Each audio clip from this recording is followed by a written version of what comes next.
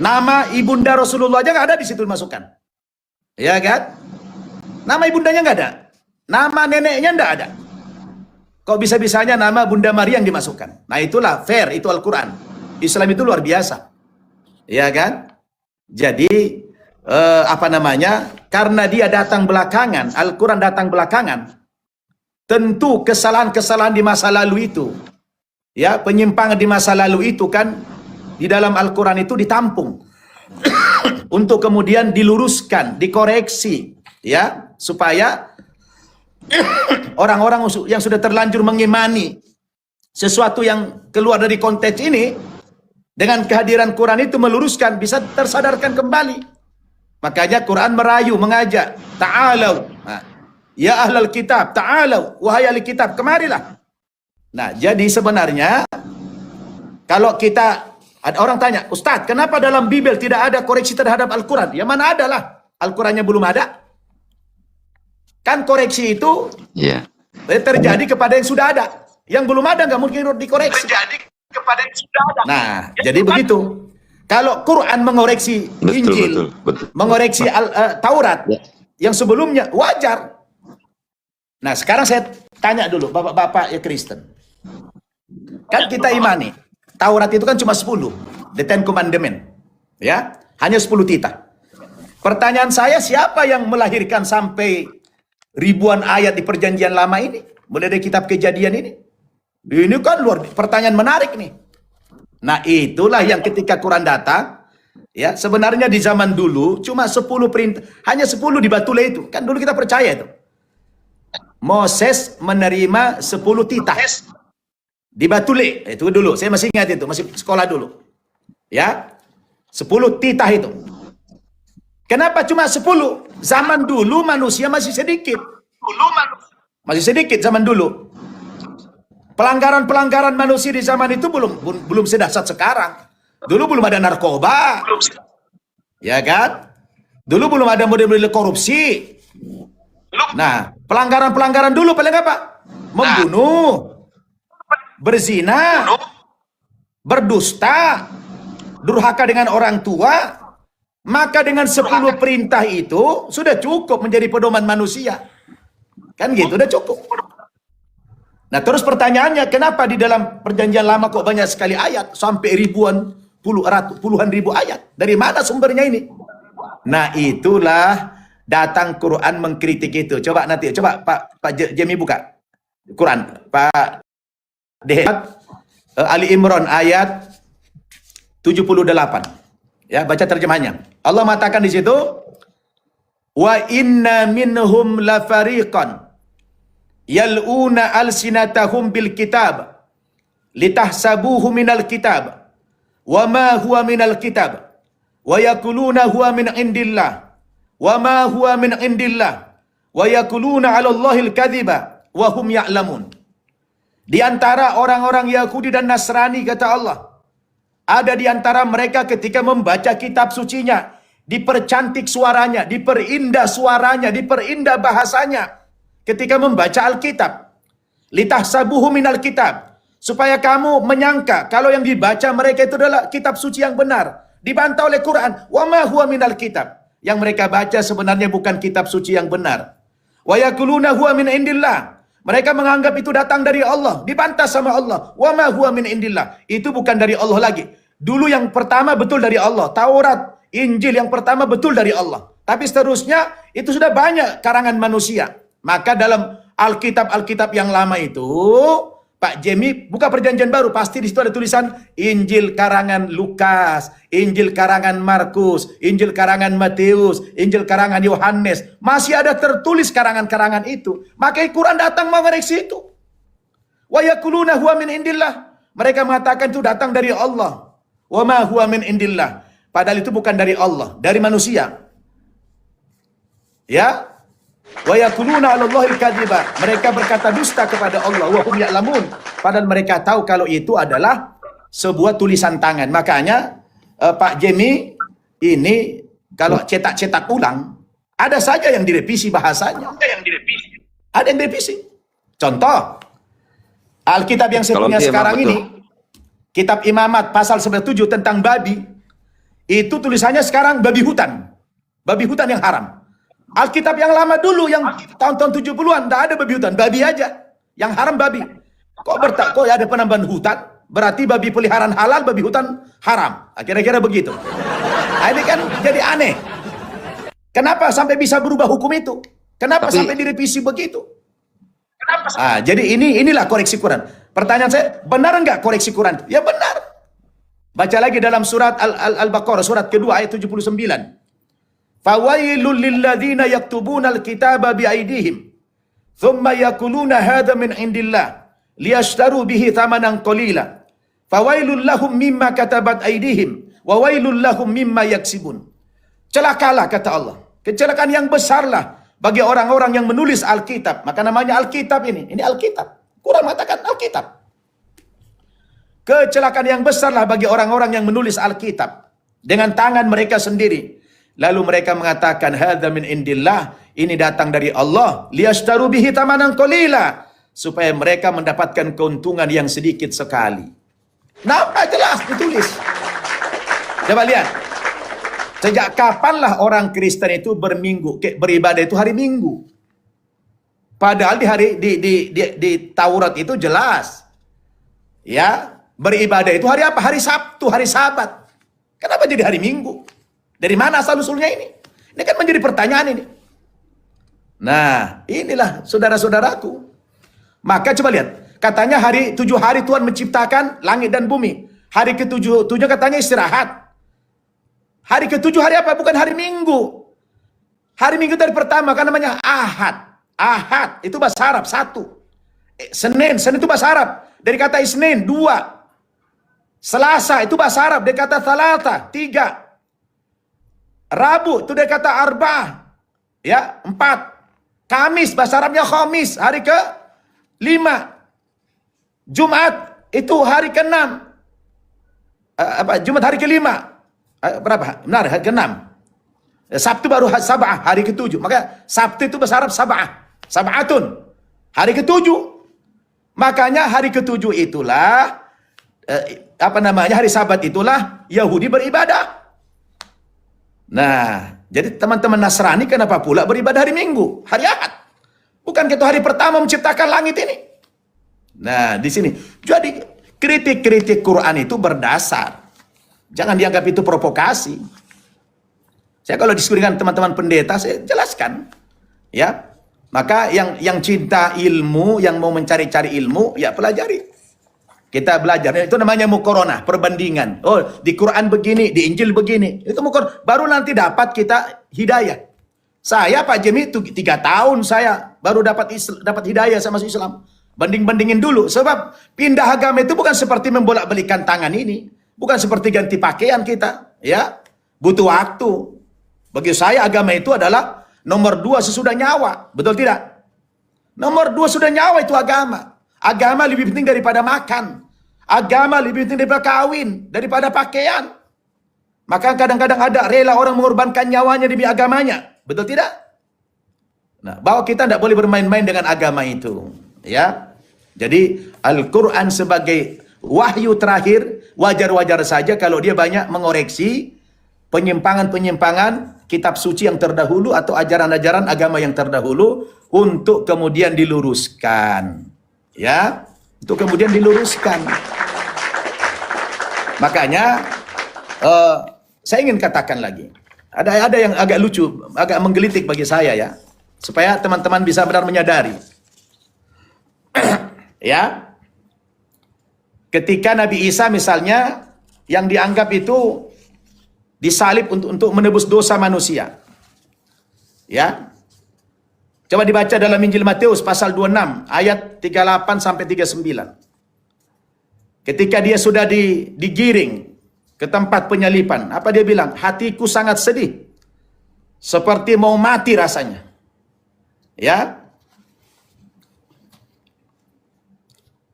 Tinggallah di sini dan berjaga-jagalah dengan aku.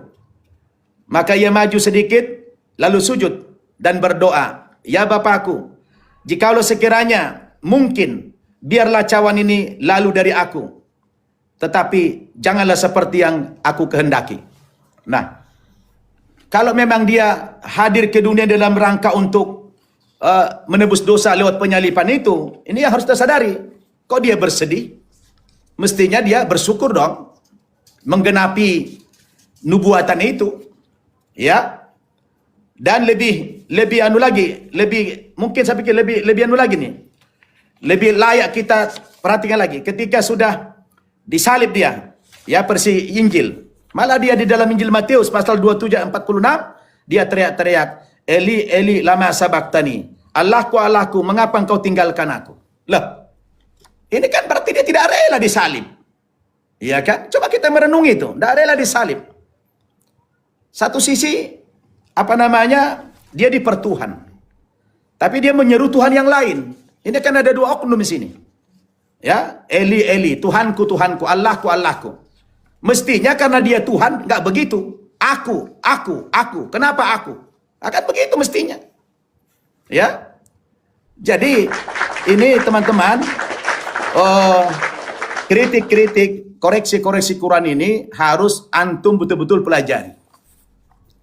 Ya, harus pelajari. Dan memang bedanya Al-Quran dengan Injil, kalau Injil ini kan sudah ditulis dalam bermacam-macam bahasa, sehingga tidak perlu ada ilmu bahasa untuk memahami Injil.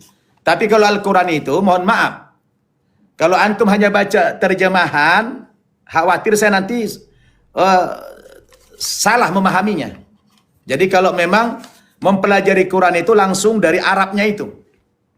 Sebab ada kadang-kadang yang sering kita yakini kata-kata itu artinya ini gitu ya. Ternyata maknanya beda. Contoh, wa'bud rabbaka hatta atahul yakin. Sembahlah Tuhanmu ya hatta atahul yakin. Kalimat yakin dalam Al-Qur'an biasanya kita anggap sebagai kepercayaan, keyakinan. Padahal makna daripada hatta atahul yakin itu, yakin dalam ayat itu tidak lagi artinya keyakinan, tapi hatta atahul ajal, sampai datang kepadamu ajal. Wow, kan beda jadinya. Nah, kalau kita tidak belajar ilmu-ilmu Al-Quran, ya itu akan berat. Sama dengan saya jelaskan 2 malam yang lalu. Orang sering menyerang saya, Ustadz, kalian hanya bisa mengoreksi ajaran agama kami, konsep Tuhan kami yang 3. Tapi dalam Al-Quran kalian juga banyak kata-kata kami. Nah, itu nahnu dalam Quran itu banyak. Nah, saya jelaskan. Kami tidak membantah kalau kata-kata nahnu atau inna itu maknanya adalah jamak, banyak, lebih dari 2 orang. Tetapi pengertian ayat itu bukan berarti Tuhan kami banyak. Selalu ulang itu, bukan banyak Tuhan kami. Itu adalah Tuhan Maha menghargai. Karena Allah Subhanahu wa taala misalnya kata laqad khalaqnal insana fi ahsani taqwim. Sungguh telah kami ciptakan manusia. Kami menggunakan kata kami ciptakan manusia sebaik-baik ciptaan. Kenapa menggunakan kami? Tuhan banyak? Tidak. Ya, kami di sini karena ada keterlibatan makhluk di situ. Allah perintahkan malaikat membentuk manusia dari tanah liat. Keterlibatan malaikat membuat manusia di tanah liat itulah dihargai oleh Allah. Kata-kata kami. Nahnu narzukuhum wa iyyakum. Kamilah yang memberikan rezeki kepadamu. Kami di sini memang ada orang lain, ada makhluk lain, yaitu malaikat. Malaikat ditugaskan Allah menyampaikan rezeki. Maka ketika malaikat bertugas ini dihargai oleh Allah dengan kata-kata kami. Allah itu Maha menghargai. Nah, di situ tuntas kan? Kalau orang tidak belajar, ya akan susah. Yang ada debat kusir. Nah, itulah bahasa Arab itu hebat. Dan bukan bahasa Arab, bahasa Quran. Bahasa Al-Quran itu bukan bahasa Arab seperti pada umumnya. Dia menggunakan bahasa pilihan, bahasa kata yang sangat tinggi sekali. Orang Arab pun kalau tidak belajar Quran, tidak tahu dia. Ya, jangankan orang-orang non-Arab. Orang Arab sekalipun kalau tidak belajar Quran, dia nggak tahu itu. Kenapa? Karena bahasa Quran itu bukan bahasa Arab seperti bahasa Arab orang yang umum. Bahasanya itu bahasa yang sangat tinggi sekali. Nah, disitulah orang Islam diwajibkan belajar menuntut ilmu. Menuntut ilmu dalam Islam itu wajib hukumnya. Thalabul ilmi faridatun ala kulli muslimin wa muslimatin. Maka saya bilang sama teman-teman mu'allaf, teman-teman mualaf itu harus meluangkan waktu belajar. Belajar dulu teman-teman mualaf, terutama belajar Quran. Ya, jangan ceramah-ceramah dulu lah kalau bisa. Mualaf-mualaf ini belajar dulu, kalau sudah bisa baca Quran, udah bisa bahasa Arab, barulah ya, barulah kita takutnya nanti apa? Dollun mudillun, sesat menyesatkan nanti. Apalagi sudah membahas tentang Al-Quran. Ya untungnya teman-teman yang mualaf itu dia tidak membahas Quran, tapi membahasnya tentang testimoni saja. Kenapa mereka masuk Islam? Untungnya begitu. Tapi kalau sudah masuk kepada tema Quran, jangan coba-coba. Ya, tidak boleh, tidak sembarangan. Harus betul-betul mempelajari, mendalami ilmu-ilmu Al-Quran itu. Namanya ulumul Quran. Allah. Ya, begitu Pak Jimmy ya. Nah, silakan. Silakan. Siapa bertanya lagi? Silakan. Boleh, silakan. Ya, pertanyaan gini Bang. Karena saya sangat memperhatikan semua ucapan Bang Nababan ya. Saya cuman beguyon, tahu lah Abang itu Ustadz lah, Ustadz Nababan. Saya kenal sebelum Abang muncul sini udah tahu. Alhamdulillah. Satuan guru, orang yang dituakan, yang berpengalaman. Ya. Cuman saya itu mau ngasih tahu sama Abang, mungkin Abang di TikTok. Karena menurut saya dari pernyataan Abang tadi, Abang itu sangat menghormati dan memuliakan yang namanya Siti Maryam ya, atau Maria ya. Ya. Asal Abang tahu, kami yang Kristen belum tentu menghormati Maria atau Siti Maryam. Maaf, Kenapa maaf itu? banget. Kenapa itu? Silakan tanya sama teman-teman Kristen yang lain. Ada teman Kristen yang mengatakan Yesus itu, Nabi Isa itu cuma numpang lahir doang, lewat doang. Jadi Maria itu dianggapnya kayak tabung. Serius Bang, bukan guyon. Boleh tanya teman-teman Hati-hati, ada Kristen. Pak Kingdom, Pak Jimmy. Ada Pak Kingdom di bawah dia. Boleh, mute. Pak Kingdom atau siapa? Ya, Ada astagfirullah. yang pernah mengatakan begini, bahwa namanya saya juga bisa jadi Maria, seorang wanita teman saya. Saya bisa jadi Maria, cuman nggak dipilih aja. Astagfirullah. Menganggap dirinya lebih mulia dari Maria. Serius loh Bang Nababan. Haram itu, haram. Abang Boleh. nanti perhatikan. Malah pernah ada yang mengatakan Maria itu cuma suci karena perawan. Jadi yang namanya perawan itu suci. Kalau bukan perawan nggak suci. Gila kan teman-teman Kristen kita kan. Bang Naya ketawa Atau- dia. Tahu pasti Atau bisa siapa kita orang. dengar pendapat Pak Kingdom bagaimana? Boleh, boleh. Silakan. Yang seperti Boleh, ya, boleh. silakan Pak Kingdom. Apakah Pak Kingdom juga mengatakan punya keyakinan seperti itu bahwa Maria itu hanya wadah? Ya, karena saya juga dengar begitu. Silakan Pak Kingdom. Ya, silakan. Beliau adalah seorang pendeta juga, Pak. Dia Boleh. pendeta dari Tritunggal, beliau ini dari Boleh, NTT, boleh Pak ya. Kingdom, silakan. Silakan Pak Kingdom. Dibuka. Tapi SK-nya belum keluar kayaknya. Pak Kingdom.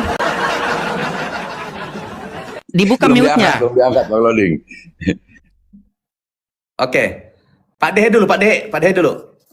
Oh, Pak Dehe dulu, dia masih meraju mungkin. Silakan Pak Dehe, mungkin Pak Dehe atau Bang Dafar. Silakan. Pak Dehe, silakan Pak Dehe. Ya, terima kasih Pak Ustadz. Saya sedikit hanya bertanya saja. Pertanyaan saya ini mengenai Alkitab Pak Ustadz. Mungkin Ya. karena Pak Ustadz adalah bekas orang Kristen, makanya saya bertanya. Iya. Di dalam kekristenan kita dulu ya, saya anggap Pak Ustadz masih Kristen. Tuhan berfirman kepada Musa di dalam Keluaran pasal 20 ayat 3, dikatakan di sana, jangan ada padamu Allah lain di hadapanku. Lah, banyak orang Kristen percaya ayat ini, bahwa Tuhan itu adalah hanya satu. Yang saya jadi bingung di dalam kekristenan ini, mengapa setelah Allah mengutus anaknya yang tunggal, yaitu Yesus Kristus, lalu mereka menuhankan Yesus? Sementara di Yohanes 3:16, Allah berfirman di sana, begitu besar kasih Allah akan dunia ini, sehingga dia mengaruniakan anaknya yang tunggal, yaitu Yesus. Lalu dari mana ini? Dari pengetahuan Pak Ustadz, kenapa yang anaknya tadi ini langsung dituhankan?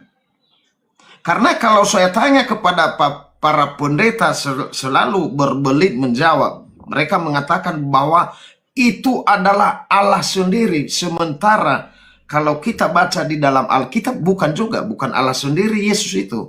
Tetapi selalu dia mengatakan, berdoalah kepada Bapa, saya pergi kepada Allah, Bapakku dan Bapamu, kepada Allahku dan Allahmu.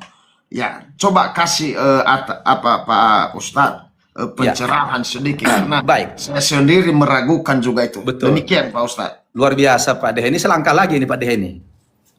Jadi Pak Dehe, rukun iman Kristen itu kan selalu patokannya dari Injil Yohanes pasal 1 ayat 1. Yang berbunyi, pada mulanya adalah firman. Firman itu bersama-sama dengan Allah. Dan firman itu adalah Allah. Nah, di situ. Dulu saya waktu Kristen, ya, saya tanya orang tua saya, firman itu apa yang dimaksud ini? Dia bilang itu firman yang hidup. Apa itu firman yang hidup? Itulah Yesus katanya. Jadi Yesus itu adalah firman yang hidup. Oke. Kalau firman itu dimaknai sebagai Tuhan atau Yesus, coba kita rubah. Kita rubah firman menjadi Yesus. Pada mulanya adalah Yesus. Ini oknum, satu oknum nih. Oknum satu. Pada mulanya Yesus. Satu oknum. Yesus itu bersama-sama dengan Allah. Berarti oknum kedua nih. Ya. Ya, benar nggak? Kan bersama-sama. Pada mulanya saya bersama-sama dengan Pak Dehe sekarang ini. Dua oknum sudah. Dan Yesus itu adalah Allah. Lah kok kan aneh nih. Tadinya berpisah. Kemudian bersama-sama. Lalu menyatu. Kan begitu itu. Pada mulanya adalah firman. Firman itu bersama-sama dengan Allah. Dan firman itu adalah Allah. Saya rubah firman menjadi Yesus. Pada mulanya adalah Yesus. Yesus bersama-sama dengan Allah. Dan Yesus itu adalah Allah. Inilah namanya kalau dikirim inkarnasi. Pernah dengar? Ya. Itulah ajaran inkarnasi. Inkarnasi artinya penjelmaan. Nah, tapi kalau penjelmaan, contoh begini. Kucing menjelma jadi tikus. Misalnya. Kucing menjelma jadi tikus. Kira-kira kucingnya masih ada enggak? Enggak ada. So, yang ada apa? Tikus. Karena udah menjelma. Nah semestinya kalau inkarnasi tidak ada lagi oknum yang lain. Berarti yang datang ke bumi ini ya Allah itu. Loh, sulitlah dipahami. Ajaran inkarnasi inilah yang paling berbahaya sekali. Dan apa pentingnya Tuhan? Coba deh, emangnya Tuhan itu intel? Nyamar-nyamar ke dunia ini? Ya, apa pentingnya Tuhan menyamar-nyamar ke dunia ini? Gitu loh. Ya, benar nggak? Kalau kita mau mikir nih pakai akal sehat kita ini. Apa urgensinya Tuhan menyamar, menjelma jadi manusia? Nggak penting, buat apa? Kalau ada orang masalah, pukul aja kepalanya, selesai sudah itu. Lah kan ini datang Tuhan menyamar tapi nggak berfungsi. Yang maksiat dibiarin aja di situ. Malah dia takut sama Raja Pontius Pilatus. Masa ada Tuhan Allah takut sama raja yang diciptakan? Jadi disinilah sebenarnya ajaran inkarnasi itu aneh. Maaf Pak Jimmy ya, maaf Pak De. Saya kan ceramah keliling dunia saya. Maaf, saya tiap tahun ceramah ke Amerika. Saya lihat dengan mata kepala saya, pantaslah kalau Bapak Ibu ke Amerika sana, ke Eropa sana. Ya, agama yang paling pesat sekarang kemundurannya di dunia ini adalah agama Kristen, ditinggalkan orang itu. Iya, betul. Makanya masjid bekas gereja banyak sekali. Saya kalau ke Amerika itu, orang Indonesia saja di Amerika sudah punya 5 masjid bekas gereja. Orang Indonesia nya. Di LA, di Los Angeles, kita punya masjid bekas gereja namanya At-Tahir. Kemudian di 2,5 jam dari LA itu namanya kota San Bernardino. Kita beli gereja, jadi masjid namanya At-Taqwa. Kemudian di Houston, Texas, kita punya masjid namanya Istiqlal. Kemudian di Washington DC, ya, kita beli masjid gereja namanya Imam Center. Belum lagi orang-orang dari Middle East. Kemudian kita di Toronto, Kanada juga beli gereja masjid Istiqlal namanya. Saya keliling situ. Saya juga sudah ke Vatikan. Saya juga sudah ke Roma. Ya, saya lihat semuanya. Bahwa gereja, sekarang ini gereja apa, Bang? Ya. Gereja apa? Protestan. Kalau Amerika udah pasti Protestan lah. Protestan ya. Amerika kan rata-rata Protestan. Katolik, Pak Ustadz, Katolik nih. Katolik. Iya. Kalau Amerika itu mayoritas Protestan. Saya tahu, ya? saya tahu banget itu. Ya. Mungkin nanti sebentar lagi gerejanya Bang Dehe mau dibeli juga, Bang. Nah, Silakan mungkin dijual. Mudah-mudahan dalam waktu singkat, Bang. Karena tidak ada lagi penghuninya. Sementara di sana kan bayar listrik mahal, bayar air mahal, keamanan mahal. Ya mau kemana lagi? Sementara Islam, Masya Allah, tiap hari orang masuk Islam. Kita kalau sholat Jumat aja di sana, jarang saya menemukan sholat Jumat 1 putaran. Rata-rata 2 putaran, bahkan ada yang 3 putaran. Saking luar biasanya itu. Jadi inilah kenapa orang sekarang udah mulai berpikir, ini agama kok dari dulu dipersoalkan melulu. Perasaan saya dari dulu agama yang sering persoalkan agama Kristen melulu dari zaman dulu itu. Nah, kan gitu. Lah kenapa kita nggak sadar-sadar? Ya kan, udah dikritik, dikoreksi terus gitu kan. Buku-buku perbandingan agama sudah sabrak-abrak. Ya kan, debat-debat lintas agama sudah luar biasa. Ada dulu Ahmad Dedat, ada Zakir Naik. Ya, sekarang udah turun dia, bukan naik lagi. Nah, banyak sekarang nih. Ya, di Indonesia banyak kita. Jadi inilah, ya, alhamdulillah ini zamannya, zaman keterbukaan. Kalau dulu mungkin orang, wah jangan bicara-bicara sara. Tidak. Selagi yang dibicarakan itu agama itu berdasarkan dalil, nuansa keilmuan, bukan hujat menghujat, itu boleh.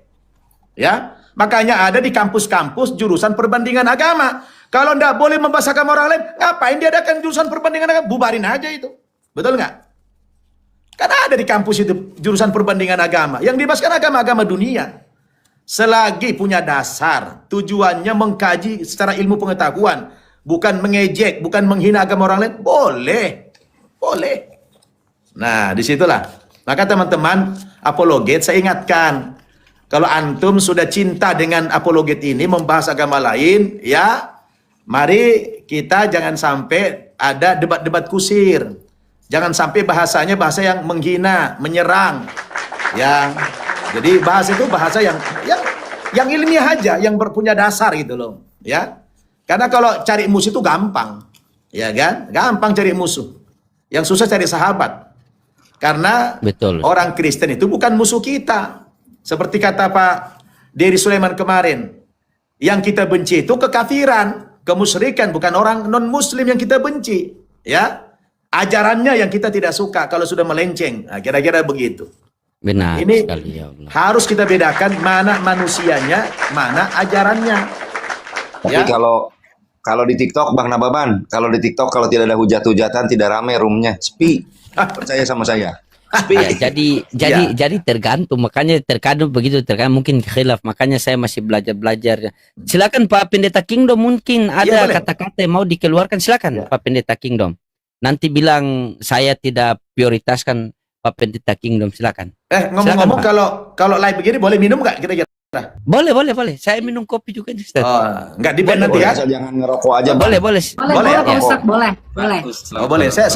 Saya termasuk yang awam tentang TikTok ini soalnya. Iya, siap. boleh Ustaz, boleh. Boleh ya? Iya, boleh. Silakan Pak Pendeta Kingdom. Silakan Anda mau tanggapi apa yang tadi yang Anda tanggapi, silakan. Ya silakan. Pak Pendeta Kingdom, silakan. Lanjut aja dulu, saya simak dulu. Kayaknya Pak Kingdom orang dari apa nih? Dari Inggris ini. Dia lama di Australia dulu. Oh masya Allah, makanya Kingdom ini luar biasa. Kenapa ada Pak Ustadz Pak Kingdom jadi agak Iya, dia agak padahal dia yang pendiam? paling berani, Ustadz. Dia yang paling berani sama saya itu. Sekarang ada Ustadz, dia kayaknya dia punya sayap hilang itu, Pak Ustadz. Saya juga heran sama dia malam Ya. ini. Kayaknya hidayah mau turun. Mungkin karena saya lebih senior kali dari beliau kali, jadi agak susah. Iya. Mungkin kali. Ini ada Pak Dafar lagi. Pak Dafar, bagaimana mungkin Pak Dafar ini mau ada yang mau disampaikan Pak Dafar? Silakan Pak Dafar, silakan. Ya, terima kasih Pak Ustadz yang melihat dan juga karena beliau profesional tampil TikTok. Saya bertanya, Anissa Bisa, ini agak putus-putus suaranya. 171. Putus-putus. Ya, Gimana Pak? sinyal. Jadi di kes Quran surah Anissa 4 ayat 171 menegaskan bahwa Al-Masih Isa putra Maryam adalah utusan Allah, kalimatnya Allah, dan tiupan roh darinya serta melarang keyakinan Trinitas. Kalau saya kan Tritunggal, Pak Ustaz. Ya. Ya, Jadi sepertinya Quran mengkoreksi, ya, jadi koreksi dari dulu Quran udah lama nih udah lama agak putus. Jaringan Pak Dafar. Jaringan, Pak. Pak Dafar punya jaringan, Pak. Boleh Pak Dafar perbaiki dulu jaringan. Yohanes 1 ayat 1, pada mulanya adalah firman, firman bersama-sama dengan Allah, dan firman itu adalah Allah. Di sini kalimatullah, Allah mempunyai kalimatullah, yaitu Isa Al-Masih. Kalimatullahnya Isa Al-Masih. Coba dikan Pak Ustadz, itu aja Bang. Ya. Tapi kalau saya ngomong, Pak Dafar kedengaran jelas. Kira-kira jelas nggak kalau saya ngomong? Jelas Ustaz. Kalau Nah, Ustaz ngomong jelas. Pak Iya, Dafarnya. jelas dia. Jelas. Kalau dia bicara saja yang Oh gitu. Tapi kalau saya kalau ngomong dengar jelas dia, ya. dia dengar. Iya. Iya. Nah, itulah sebabnya tadi sudah diulang-ulang pertanyaan sama Pak Jimmy tadi. Kok hebat betul itu ya Al-Quran itu ya? Ya gitu. Kok dimuliakan banget itu, spesial banget itu Maryam sama Isa itu kok spesial banget gitu. Itu luar biasa. Memang dia adalah Ruhul Quds, ditiupkan roh yang suci. Karena semua manusia ini nggak ada dari ruh yang kotor. Ada kita ini berangkat dari ruh yang kotor. Semua manusia termasuk Nabi Isa, Nabi Muhammad itu ditiupkan dari ruh Allah yang suci. Semuanya. Ya. Artinya sumber kehidupan yang tidak melalui satu proses pernikahan Maria dengan Yosef. Tiba-tiba Allah memberikan berita gembira dengan kehamilannya. Itu memang murni dengan maunya Tuhan, maunya Allah, bukan maunya Maria. Maria aja nggak tahu. Bertanya-tanya dia. Apa kata dunia kalau saya hamil? Saya kan orang yang selalu beribadah di mihrab.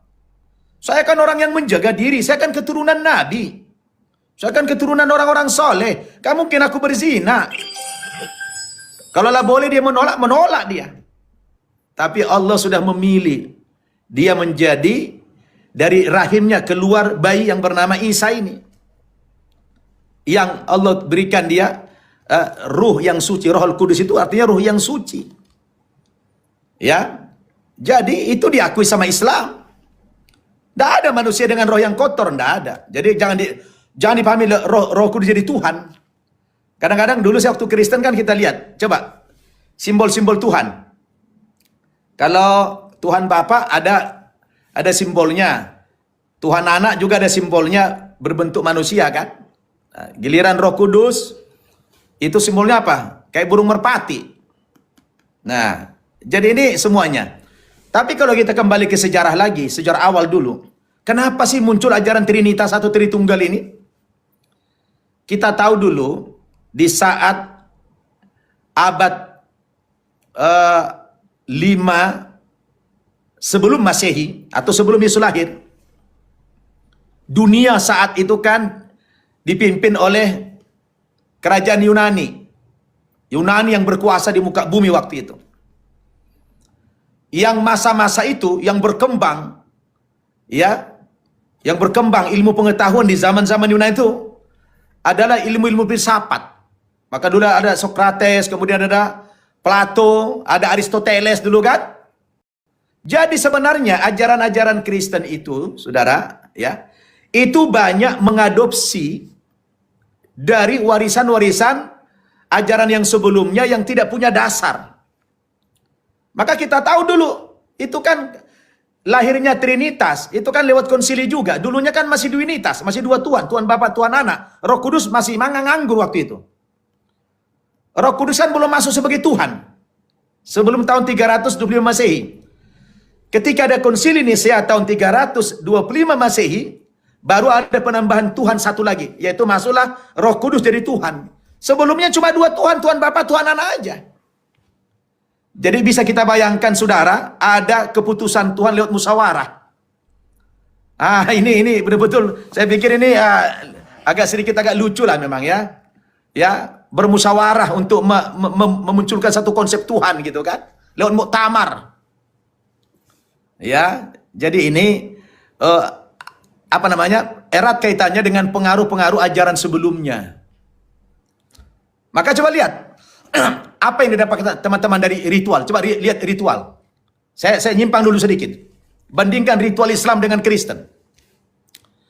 Coba lihat ritual ya. Kami orang Islam itu 5 kali sehari semalam sholat. dengan menghadap arah yang jelas ke kiblat.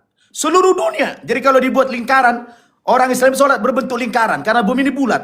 Ke satu poros yaitu Ka'bah. Jadi saya berangkat kemana? Ke Amerika, ke Eropa, kemana? Kalau saya sholat, tidak perlu adaptasi saya. Saya langsung bisa datang ke masjid, langsung bisa sholat. Kalau berjamaah, langsung berjamaah saya bisa. Indahnya Islam itu. Coba kalau saudara-saudaraku, Pak Dehe berangkat ke Amerika, mau ke gereja, mau ibadah. Harus registrasi dulu. Harus daftar dulu di sana, pelajari dulu bahasanya, pelajari dulu lagu-lagunya, nyanyiannya semua. Kan repot. Belum lagi maaf, kami orang Islam, perempuan tidak boleh buka aurat. Bagaimana saudara beribadah menyembah Tuhan pakai baju begini, pakai rok begini.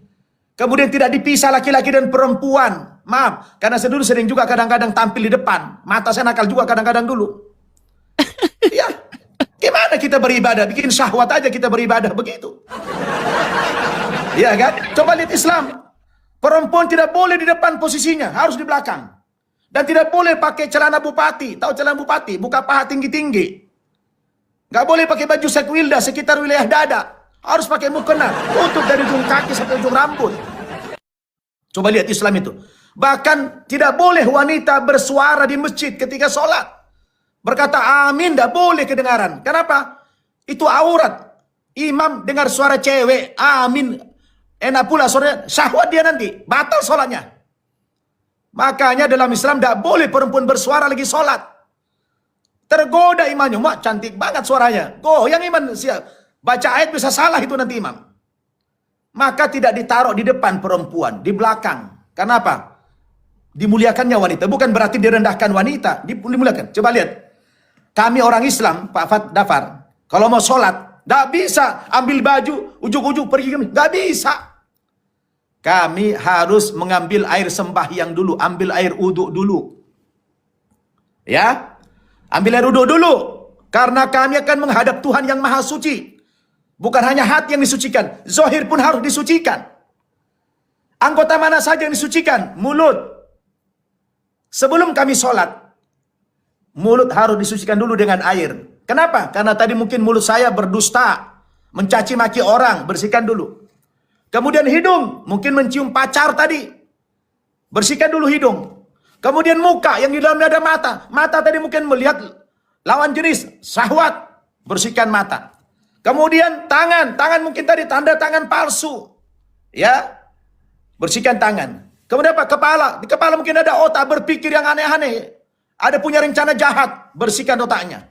Kemudian telinga. Mungkin mendengar yang dosa. Bersihkan telinganya. Kemudian kaki. Tadi kaki berjalan ke diskotik, ke bar. Sucikan kakinya. Setelah itu apa? Dia buka lemari. Kata Allah, khudhu zinatakum inda kulli masjidin. Cari pakaianmu yang paling indah. Di setiap kamu memasuki masjid, rumah-rumah Allah. Lalu berangkatlah ke masjid. Dia menghadap ke arah kiblat. Dia berniat. Apa dia bilang? Ya, niat mau sholat. Apa dia bilang? Allahu Akbar. Apa itu arti Allahu Akbar? Allahu Akbar artinya hanya Allah yang maha besar. Berarti semua di muka bumi kecil. Jabatan kecil, pangkat kecil, istri kecil, harta kecil, suami kecil, anak kecil, orang tua kecil, semua kecil. Yang besar cuma Allah Subhanahu wa ta'ala. Lalu dia bikin satu komitmen. Inna solati wa nusuki wa mahyaya wa mamati lillahi rabbil alamin. Sesungguhnya solatku ini, ibadahku ini, hidupku ini, matiku ini hanya untuk Allah Subhanahu wa ta'ala. Betapa indahnya bacaan itu. Lalu dia baca Al-Fatihah. Bismillahirrahmanirrahim. Dengan menyebut namamu ya Allah. Engkau Tuhan yang maha pengasih. Tak pernah pilih kasih. Engkau maha penyayang. Yang sayangmu tidak terbatas. Subhanallah. Alhamdulillahi rabbil alamin. Segala puji hanya milikmu ya Allah. Engkaulah Tuhan yang layak dipuji. Saya tidak pantas dipuji. Memangnya saya siapa? Saya kan hamba. Saya tidak punya karya. Hanya engkaulah Tuhan yang layak dipuji. Karena engkau adalah maha segala-galanya. Ar-Rahmanir Rahim. Engkaulah yang maha pengasih, maha penyayang. Manusia pengasih satu kali. Minta tolong sekali dikasih. Dua kali dikasih. Ketiga, memangnya lu siapa? Minta-minta tolong melulu kerja lo.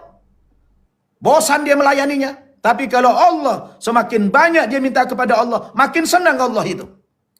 Maliki yaumiddin. Allah itu penguasa jagat raya, penguasa di hari akhirat nanti. Maka dengan jujur mengatakan, iyyaka na'budu wa iyyaka nasta'in. Hanya kepadamu lah aku menyembah, ya Allah. Aku tidak mau lagi menyembah siapa-siapa. Tidak mau menyembah manusia. Tidak mau menyembah pangkat. Tidak mau menyembah jabatan. Tidak mau menyembah wanita. Tidak mau menyembah kuburan. Tidak mau menyembah Nabi Isa. Wa iyyaka nasta'in. Dan hanya kepadamu aku mohon pertolongan, ya Allah. Minta tolong sama manusia, kecewa saya. Tapi kalau saya minta tolong kepadamu, ya Allah, saya tidak kecewa. Oleh karena itu, ihdinas siratal mustaqim. Tunjuki aku, ya Allah, jalanmu yang lurus. Jalan lurus yang mana? Siratal ladzina an'amta alaihim. Seperti jalannya orang-orang terdahulu engkau berikan nikmat kepada mereka. Seperti para nabi, para sahabat, para syuhada, para solihin. Ghairil maghdubi alaihim waladdallin. Bukan jalannya orang-orang kau benci yang kau murkai, bukan pula jalannya orang kau sesatkan yang aku ikuti, ya Allah. Amin. Perkenankan, ya Allah, permohonanku. Baru dia ruku, Allahu Akbar. Hanya Allah Maha Besar. Apa dia baca? Subhana rabbiyal azim. Maha suci engkau, ya Allah. Engkau zat yang maha agung. Baru sami Allahu liman hamidah. Kemudian dia sujud. Allahu Akbar. Dia taruh kepalanya sejajar dengan kakinya. Kalau selama ini aku sombong, ya Allah, memuja-muja otakku, ya Allah, tapi saat ini aku letakkan kepalaku sejajar dengan kakiku, ya Allah. Allahu Akbar. Cuma kau yang maha besar. Subhana rabbiyal a'la. Maha suci engkau, ya Allah. Engkau Tuhan yang maha tinggi. Wah, indah sekali bacaan-bacaan dalam solat itu. Ini yang tidak pernah dipelajari teman-temanku semua. Lalu bisa diejek. Oh, kalian nunggang-nungging, nunggang-nungging, nunggang-nungging. Padahal mereka tidak tahu sebenarnya apa yang mereka baca itu. Gerakan-gerakannya itu apa manfaatnya di situ. Subhanallah. Saya dulu ke gereja berminggu, kayaknya nggak ada, biasa-biasa aja, nggak dapat apa-apa rasanya dulu. Beda ketika dalam sholat itu, Masya Allah, dia punya bekas yang luar biasa. Maka orang Islam suka nangis itu. Ya kan?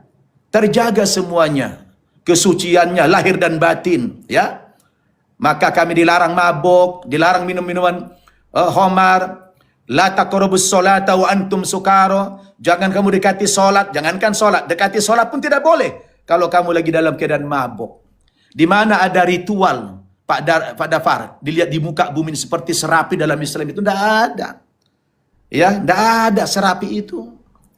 Maka wajar kemudian wajah orang Islam itu kalau yang solat itu nampak di wajahnya itu bercahaya, bersinar di wajahnya itu. Kenapa? Udu terus, tiap hari udu 5 kali minimal. Sehari semalam bersih dari debu, bersih dari kotoran. Ya, 5 kali lagi, bukan 5 hari sekali, 5 kali sehari semalam. Ya, walaupun ada yang 5 hari sekali juga orang Islam. Ya, kami 5 kali sehari semalam harus sholat menghadap Allah, plus dengan zikir-zikirnya. Di mana ada ritual sedahsyat itu? Maka teman-teman kita di luar sana berbondong-bondong masuk Islam karena melihat keindahan Islam itu. Masuk masjid, gak boleh pakai sepatu. Biar presiden, gak boleh pakai sepatu masuk masjid. Lepas sepatunya. Presiden telat datang, gak boleh duduk di depan. Di belakang dia. Karena depan sudah penuh. Gak ada klasifikasi di masjid. Begitu Islam itu. Yang dimuliakan Allah Subhanahu wa Ta'ala. Ya, kalau sudah bicara masjid, gak ada sama. Pejabat, rakyat, raja, semua sama dalam pandangan Allah. Yang paling mulia adalah orang yang takwa kepada Allah Subhanahu wa Ta'ala. Lah kita dulu gimana? Wah, kalau sudah orang kaya duduk di depan itu. Yang gembel-gembel di belakang sana itu. Betul tidak, Pak Dehe? Nah, betul nggak itu? Betul. Iya. Nah, jadi coba teman-teman pelajari dulu. Islam itu di mana? Luar biasa. Luar biasa. Saya tidak bodoh. Tidak mungkin saya pindah Islam ini. Ya. 3 tahun saya belajar Islam, tidak mungkin saya tinggalkan Kristen itu. Saya kan orang Batak, orang tua saya itu fanatik banget, tidak mungkin lah, tidak segampang itulah. Maka kita harus berproses, ya. Pak Deh ini saya lihat udah jenggotnya udah panjang, udah kalah saya. Nah, ini lebih Sunda dari saya, beliau ini sudah. Iya, sudah tumbuh sedikit. Wah, sudah Sunda itu, udah kalah saya dengan Pak Deh ini. Ya, ya begitu Pak Dafar ya. Jadi memang kalimat Allah Yesus itu bukan berarti dia Tuhan, ya, dari Allah memberikan satu ketetapan itu, ya, dengan tiupan Roh Kudus tadi, Roh yang suci, ya. Allahu Akbar, luar biasa ya penjelasan. Masya Allah, ini penjelasan 2 langsung masuk sama Islam dan saudara Nasrani Kristen Ya. yang luar biasa. Silakan, Ya, mungkin silakan. Pak Kingdom sudah siap bertanya atau masih apa belum, atau Pak Dafar silakan mau lanjut lagi Jadi kenapa atau Pak Kingdom muncul hilang Itu aja, nanya-nanya nih. Ustaz. Mana Pak Kingdom? Silakan. Loading. oke, siap Pak Dafar ya. Terima kasih. Saya juga heran Ustadz malam ini, padahal beliau ini adalah musuh bebuyutan para netizen. Saya tahu. Tapi Saya kalau kan- ngikutin, tapi malam ini ya, kok dia debatnya Pak Kingdom bisa- dengan ini panas sama Pak Dehin. Iya. Saya tahu, sering nonton juga saya. Loading. Ini Oh. yang 3 ini musuh bebuyutan ini. Bang Loading, masalahnya gini, Bang Kingdom tahu kalau Ustadz Nababan itu jenggotnya asli, kalau Bang Loading jenggotnya dikit, palsu. Jadi dia berani sama lu. Ya. Ya, silakan, teman-teman. Berikan. Silakan Pak Kingdom. Silakan berbicaralah satu patah dua kata atau apa Ya. yang Pak Kingdom mau tanya tentang Islam, silakan Pak Ya. Kingdom. Begitu. Mungkin Pak Kingdom tidak setuju bahwa Yesus sama Nabi Isa itu sama apa beda? Nah, silakan Pak Kingdom. Lanjut aja Bang, saya nyimak aja dulu. Wah, ya. Aduh. Jadi, ya, saya mau tegaskan, Nabi Isa dengan Yesus itu sama, nggak beda. Bedanya cuma bahasa saja. Oknumnya sama. Maka di Quran dengan di Injil itu sama semua. Kan saya tadi udah cari cocokologinya udah dapat tadi kan? Oh, di Alkitab begini, di Al-Quran begini. Jadi udah cocokologi. Ya. Ya, silakan. Mungkin Pok Epa dulu, Pok Epa. Ustadz, Nggak ada. alhamdulillah saya Oh, ngerti. ini Terima saudara kasih kita yang banyak baru nih, Isa Tarigan, silakan. Ini yang mualaf nih, baru 1 bulan mualaf Ustaz. Subhanallah. Silakan Bang Isa. Selamat ya sudah bergabung. Alhamdulillah. Silakan. Pencerahan Pak Ustadz Namaban semua nggak ada yang bisa aku komentar. Ya, Ya gitu Pak Ustadz. ya. Ini Bu Anu kemana? Bu Jenny. Bu apa? Oh, Bu Jenny tadi dia naik tapi signalnya redup. Oh, Nah, Bu Ustadz Santi. boleh saya bertanya sedikit Ustadz? Boleh Bang. Silakan. Masalah. Nah, bagaimana pandangan kita bagaimana pandangan kita di Islam tentang oknum yang disalibkan itu? Kalau masalah penyaliban kan Al-Quran tidak menolak. Al-Quran mengiyakan masalah penyaliban, tetapi oknum yang disalib itulah bukanlah Isa Al-Masih atau Yesus anak Maria, Ya. melainkan orang yang diserupakan itu kan. Begitu. Jadi bagaimana pandangan Islam kita kepada orang yang disalib itu, Ustaz? Ya. Pandangan kita sebagai Islam. Silakan Ustaz. Jadi ini sama persis kejadiannya, lebih kurang seperti kisah Sayyidina Ali radhiyallahu anhu ketika Nabi Muhammad akan hijrah dari Makkah ke Madinah. Itu rumah Nabi sudah dikepung nih. Sudah dikepung sama orang-orang Quraisy. Nah, kemudian Nabi minta kepada Sayyidina Ali, menantunya, untuk menggantikan posisi Nabi di tempat tidur, mensiasati orang-orang Quraisy itu. Karena yang mau dibunuh itu kan Nabi Muhammad. Maka Ali menjadi satu tumbal lah kira-kira begitu. Ya, disuruh tidur di situ. Kemudian Nabi pelan-pelan keluar dari tempat yang tersembunyi yang mereka tidak tahu dari rumah itu. Ketika mereka sedang terlelap tidur orang Quraisy, Nabi keluar bersama mertuanya Abu Bakar Siddiq radhiyallahu anhu. Begitu mereka masuk ke rumah, lihat, ya, ternyata yang di situ Nabi tidak ada lagi, yang ada Ali bin Abi Thalib. Ya udah, Ali nggak diapa-apain. Karena yang menjadi targetnya itu adalah Rasulullah. Nah, kan gitu. Nah, kalau yang diserupakan tadi, kenapa disalib? Karena memang wajahnya itu persis sama. Kalau Ali kan tidak, tetap wajahnya Ali. Nah, tapi itu persis sama seperti Isa itu. Sama. Ya, persis sama. Mungkin boleh katakan 100% lah mirip. Maka ketika ditangkap, dia dibawa ke Raja Pontius Pilatus, dia diadili dulu. Ya, karena memang targetnya harus membunuh, karena dianggap ini sebagai pesaing. Nah, karena dulu mau disalib itu kan tidak ada hubungannya dengan teologi sebenarnya. Tidak ada hubungannya dengan pengampunan dosa. Itu kan murni hukuman di zaman Romawi dulu. Kalau ada orang makar kepada pemerintah, makar kepada raja, gitu kan? Atau berbuat kejahatan yang kelas kakap, maka hukumannya disalib. Maka yang disalib waktu itu saya sudah ke sana 2 kali. Saya sudah 2 kali ke Yerusalem. Saya sudah lihat dengan mata kepala. Saya sudah naik ke Bukit Golgota langsung. Ya. Jadi, apa namanya? Maka dulu ada yang disalib 2 orang. Disalib 2 orang itu. Itu adalah kasus kejahatan, penyamun itu. Maka yang disalib ini konteksnya bukan pengampunan dosa. Konteksnya itu adalah dia dianggap sebagai saingan raja. Atas dasar apa Pontius Pilatus mau menyalibkan Yesus? Berarti kan bukan kepentingan teologi. Wong dia tidak beriman kok. Bukan masalah teologi itu.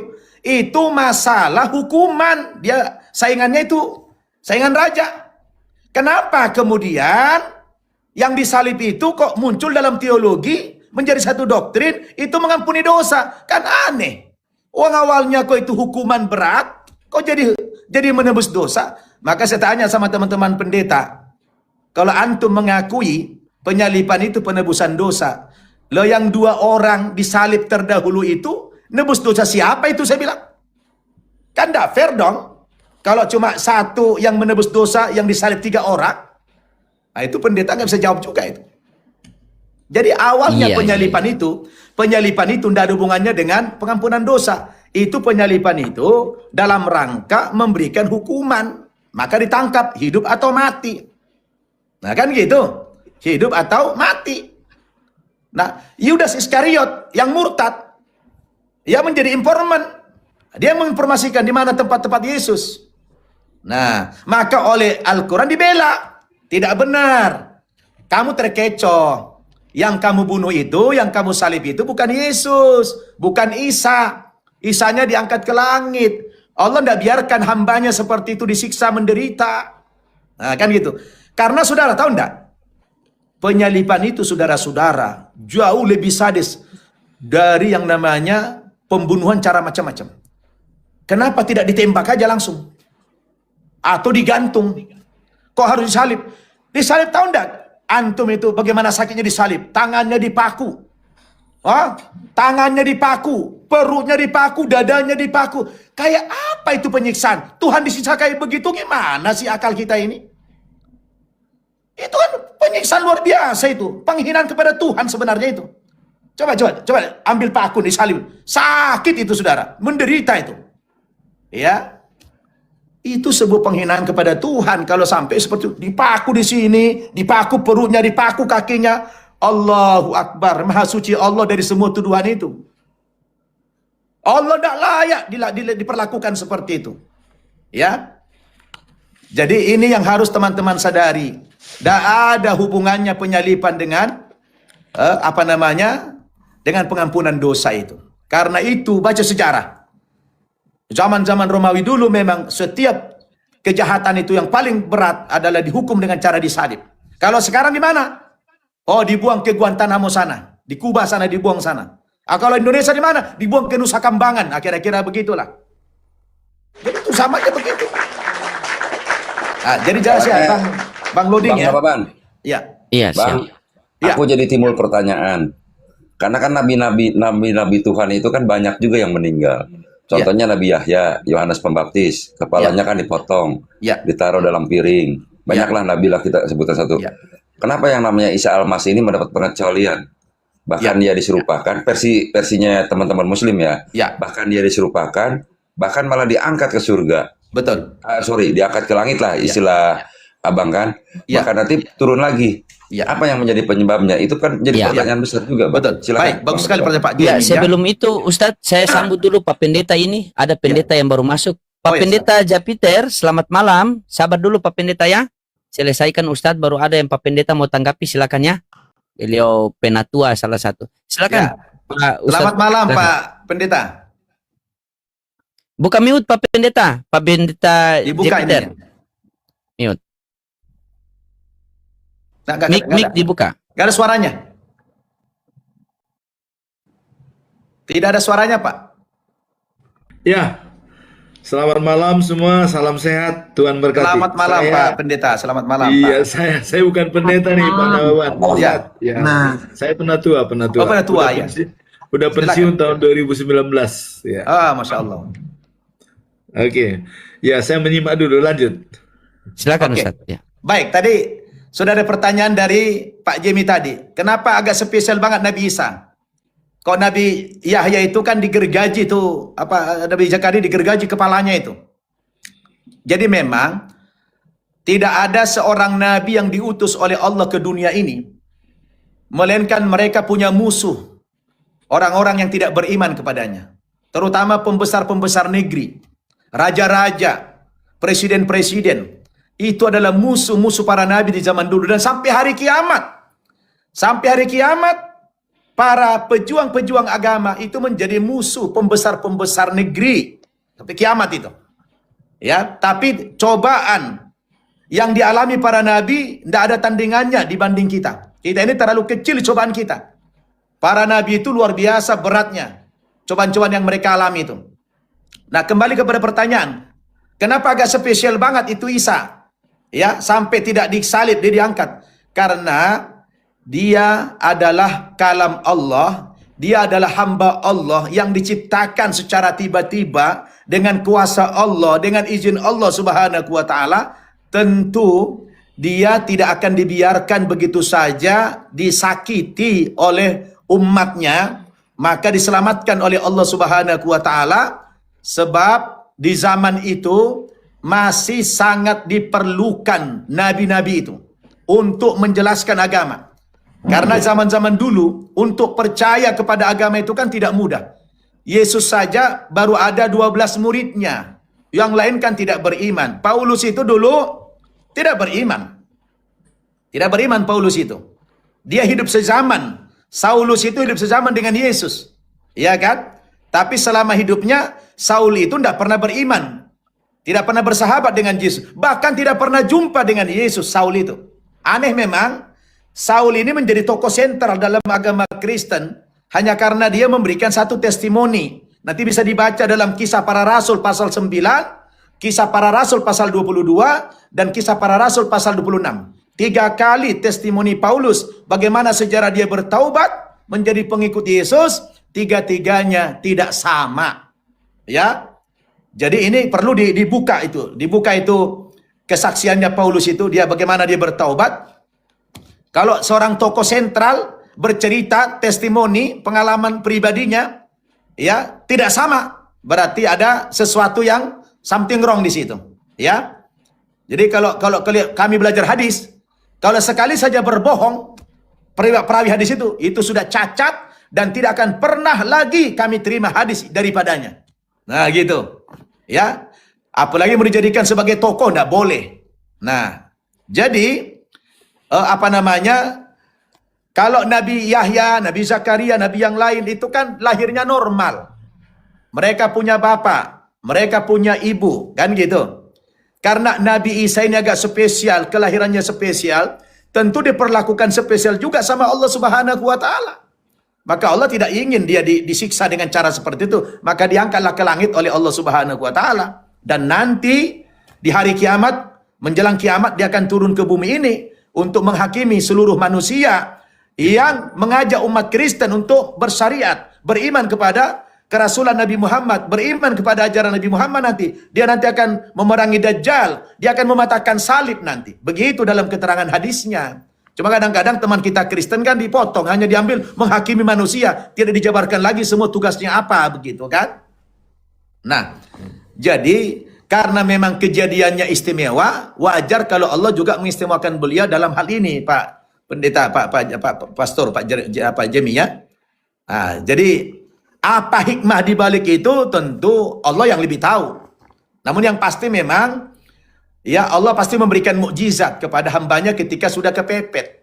Seperti Rasulullah Nabi Muhammad ketika sudah mau dibacok sama musuh, udah begini, Allah berikan mukjizat, itu gemetar itu musuh, jatuh itu parang, tidak jadi.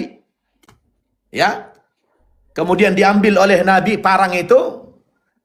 Wah, dia ketakutan, dia pikir Rasul akan membalas, ternyata tidak balas. Nah, disitulah. Ya.